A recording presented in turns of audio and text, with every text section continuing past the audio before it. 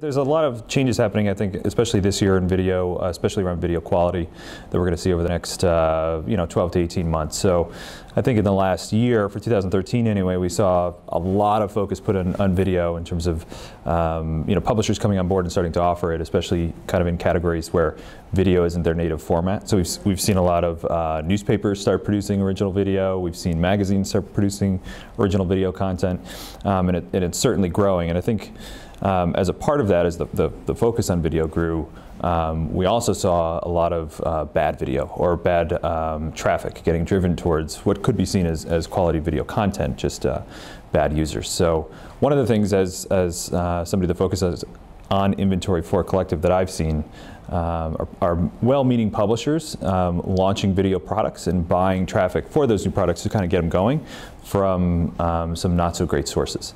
And as a result, we're seeing some pretty large percentages of non-human traffic or bot activity running across what have historically been super premium publishers.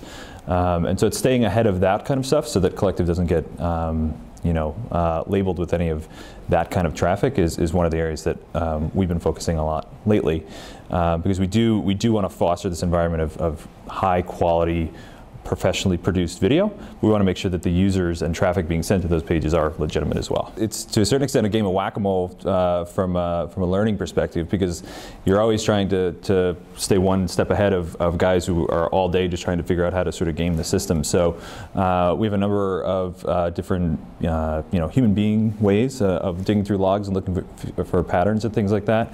We also have our data science team focusing a large amount of their time looking at the patterns and things like that we see in logs to make sure that we're weeding out and avoiding that traffic. And we're also working very closely with a variety of the major kind of third-party vendors out there to make sure that what we're doing is in line with the rest of the market from a inventory sort of quality and blocking perspective. So most of the big name sort of third-party vendors out there we're either already working with or in conversations with to make sure that we're all kind of aligned to sort of weed this out. But it's something, it's never going to be one of those where you can just check the box and it's good. Anybody that says they've solved the problem, they haven't, because as soon as you solve the problem, somebody's going to come out with a way to get around it. So it's one of those things you got to constantly invest in and make sure that you're staying ahead of. In the newspaper business, for example, we've seen a lot of publishers start to hire freelance videographers to go out and produce original content, because video isn't something that they're sort of native to. They're print and photo. Video they're sort of weak on. So they've been hiring freelancers, which is great because there's been a lot of quality stuff coming in.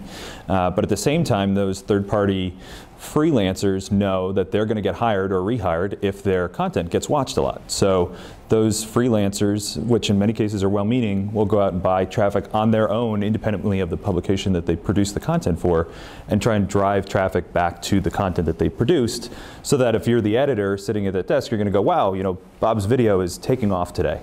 We got to rehire him because obviously the audience wants more of his content. And so you can see it in legitimate brand newspaper sites that we all know.